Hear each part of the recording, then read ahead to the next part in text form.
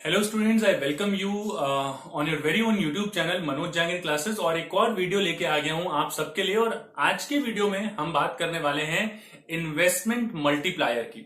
Investment multiplier basically अगर मैं बात करूं स्टूडेंट्स, तो एक कंसेप्ट दिया था हमें प्रोफेसर जे.एम. केन्स ने। और केन्स के नाम से ही, क्योंकि इसको जो है डिनोट किया जाता है कि जैसे के थ्रू इसको डिनोट किया जाता है, तो के फॉर केन्स, के फॉर इन्वेस्टमेंट मल्टीप्लायर।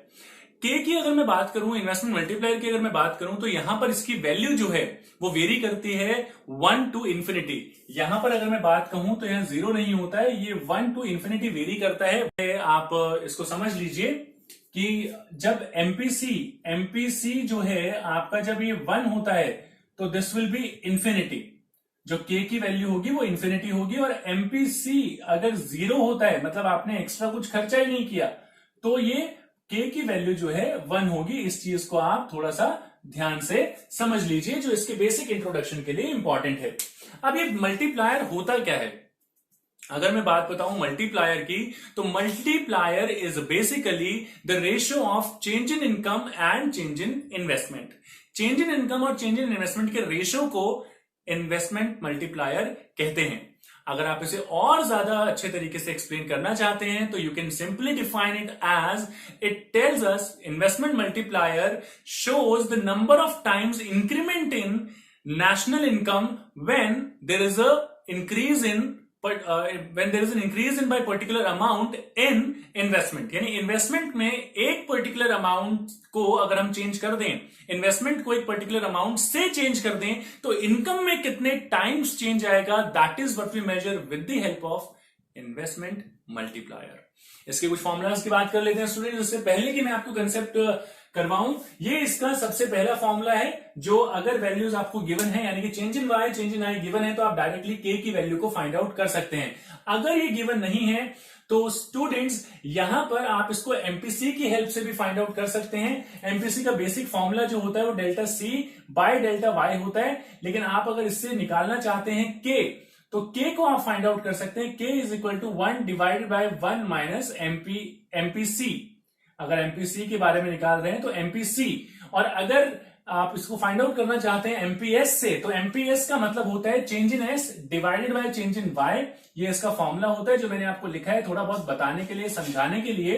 तो के की वैल्यू जो होती है यहां पर आती है 1 डिवाइडेड बाय एमपीएस। तो इस तरीके से 3 अलग अलग फॉर्मूला आपके पास आ चुके हैं और आप कैलकुलेट कर सकते हैं इन्वेस्टमेंट मल्टीप्लायर। एक चीज बताना चाहूंगा यहां पर आपको फिर से इन दोनों के बारे में, के और एमपीसी, ये दोनों पॉजिटिवली रिलेट करते हैं और डायरेक्टली रिलेट करते हैं। जैसे कि आप देख रहे हैं, जितनी ज्यादा वैल्यू होगी एमपीसी की उतनी ज्यादा वैल्यू होगी के की, और जितनी कम वैल्यू होगी एमपीसी की, और जितनी कम वैल्यू होगी एमपीसी की, उतनी ही कम वैल्यू होगी इन्वेस्टमेंट मल्टीप्लायर यानी कि के की।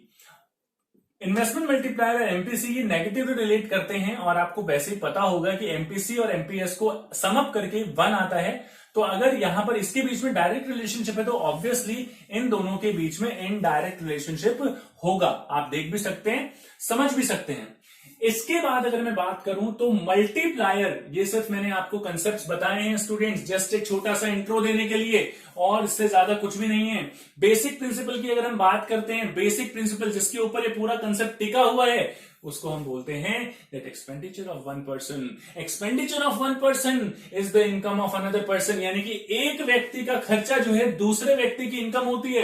एक का एक्सपेंडिचर दूसरे की इनकम, जी हां, एक का एक्सपेंडिचर दूसरे की इनकम, इसको हम बोलते हैं basic principle of investment multiplier. इसके बाद अगर इसके प्रोसेस को समझना चाहते हैं, वर्किंग ऑफ इन्वेस्टमेंट मल्टीप्लायर को आप समझना चाहते हैं, टेबल आपके सामने है। पहला कॉलम बनाइए राउंड का, दूसरा कॉलम बनाइए delta I. I stands for investment, ध्यान रखिएगा पूरा आया नहीं है इसलिए आधा ही लिखा है यहां पे। डेल्टा वाई, वाई यानी चेंज इन इनकम।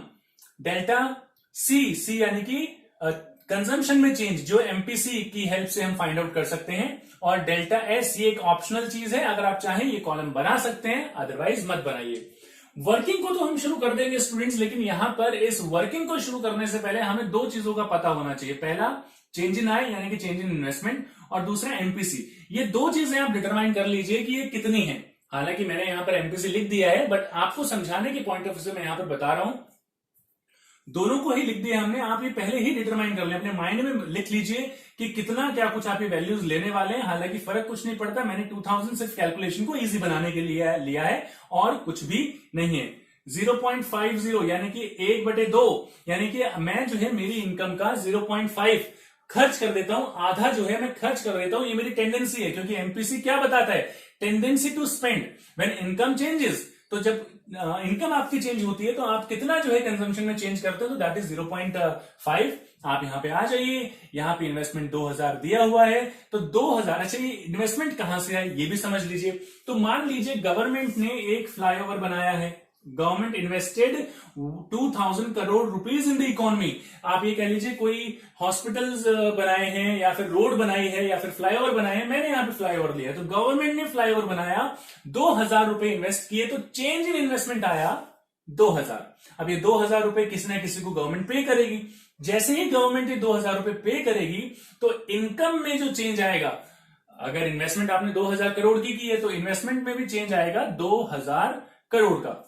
अब अगर किसी व्यक्ति के पास, किसी पर्सन के पास 2000 रुपए की इनकम चली गई है, तो उसका, और पूरी इकोनॉमी में जो एमपीसी है वो 0.5 है, यानी कि 2000 का आधा वो खर्च कर देगा कंजम्पशन पे, तो आधा हुआ 2000 का 1000।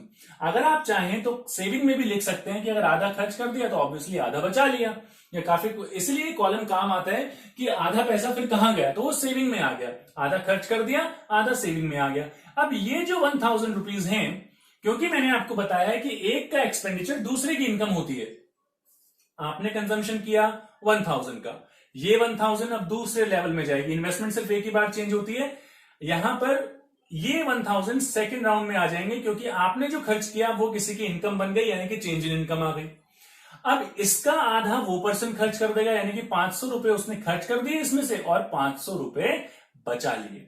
अब फिर से ये 5000 जिसने स्पेंड किए हैं, ये किसी और की इनकम होगी। जो बेसिक प्रिंसिपल जो मैंने आपको यहां लिखा है, तो यहां पर आ जाएगा 500 का आधा जो है 225 जो है 250, सॉरी नॉट 225, 250 जो है वो स्पेंड कर देगा, यानी कंजम्पशन पे खर्च कर देगा, और 250 रुपए बचा लेगा।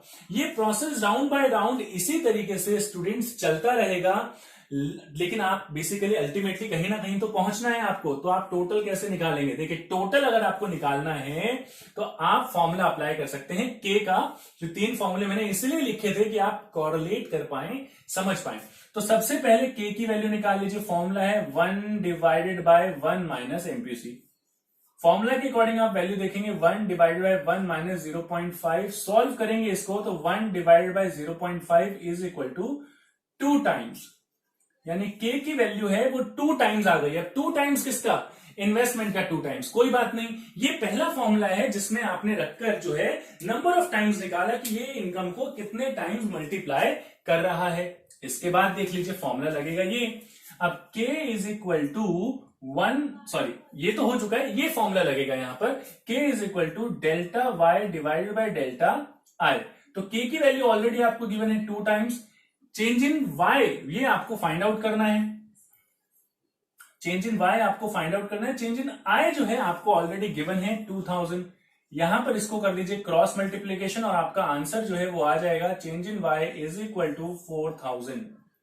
अब स्टूडेंट्स ये जो 4000 वैल्यू आई है, आई होप आपने पहले ये वाला फॉर्मूला अप्लाई किया फिर ये वाला फॉर्मूला अप्लाई किया, क्योंकि एमपीसी से हम के निकाल सकते हैं और के से हम जो है चेंज इन वाई की वैल्यू को कैलकुलेट कर सकते हैं। जब डायरेक्टली कैलकुलेट नहीं करते तो पहला फॉर्मूला ये होगा और दूसरा फॉर्मूला ये होगा जिससे आप कैलकुलेट करेंगे। अगर आप देखेंगे तो चेंज इन वाई जो है वो टोटल आ जाएगा 4000, क्योंकि चेंज इन वाई निकाले आपने तो चेंज इन वाई ये वाली वैल्यू उठा के यहां प्लेस कर दीजिए। ये तो 2000 का 2000 ही आएगा। यहां पर टोटल करेंगे तो क्योंकि ये 50% है चेंज इन वाई का, 0.5 है, तो यहां पर 2000 आ जाएगा और यहां पर भी 2000 आ जाएगा। स्टूडेंट्स ये 0.5 लेना इसलिए जो है मैंने लिया है कि बेसिकली आप जो है चेंज इन सी के वैल्यू की कैलकुलेशन में आपको कोई प्रॉब्लम ना आए। तो इस तरीके से पूरा का पूरा मल्टीप्लायर, इन्वेस्टमेंट मल्टीप्लायर का पूरा प्रोसेस जो है इसकी हेल्प से आप समझ सकते हैं। इसकी हेल्प से आप समझा सकते हैं। तो अगर मैं इस पूरी टेबल को थोड़ा सा कंक्लूजन निकाल के बोलूं तो यहां पर मैं ये कंक्लूजन निकाल सकता हूं कि अगर इन्वेस्टमेंट 2000 रुपए से किसी इकोनॉमी में बढ़ती है और एमपीसी 0.5 है तो उसकी जो इनकम बढ़ेगी वो 4000 करोड़ से बढ़ जाएगी। चेंज इतना आएगा। फॉर्मूला जो है आप ये लगाएंगे, इस फॉर्मूले में प्लेस करेंगे तो y जो है आपका 4000 है, ये आपका 2000 है। आप देखेंगे यहां पर 2 टाइम्स जो है आ जाएगा जैसे कि यहां पर आया है। स्टूडेंट्स, आई होप ये चीज आपको बहुत अच्छे तरीके से समझ में आई होगी। यहां पर आपको कोई ऐसी प्रॉब्लम नहीं है। काफी मेहनत लगती है इन सारे वीडियोस को बनाने के लिए और हमारा मोटिवेशन है सिर्फ आप। तो अगर आप मेरे वीडियो को देख रहे हैं फेसबुक पर या इंस्टाग्राम पर, पेज को लाइक करना ना भूलें, हमें फॉलो करना ना भूलें। और अगर आप YouTube पे देख रहे हैं तो यहां से आप इसे लाइक कर सकते हैं, कमेंट कर सकते हैं, बता सकते हैं क्या अच्छा लगा, क्या बुरा लगा। आपका फीडबैक हमारे लिए बहुत ज्यादा जरूरी है। आप सब्सक्राइब करना ना भूलें और बेल आइकन पे प्रेस करके ऑल को जरूर क्लिक करें। डाउट है कमेंट बॉक्स में लिख सकते हैं, मैं हर एक कमेंट का रिप्लाई करता हूं। और अगर आप ज्वाइन करना चाहें हमारा फेसबुक या टेलीग्राम ग्रुप जिसमें हम इस तरीके के क्वेश्चंस और कुछ रिलेटेड नोट्स और इंफॉर्मेशन शेयर करते रहते हैं टाइम टू टाइम, तो आप वो भी ज्वाइन कर सकते हैं। लिंक आपको नीचे डिस्क्रिप्शन में मिल जाएगा। मिलते हैं स्टूडेंट्स किसी और वीडियो में। Till then keep studying, keep learning and keep watching Manoj Jangir classes.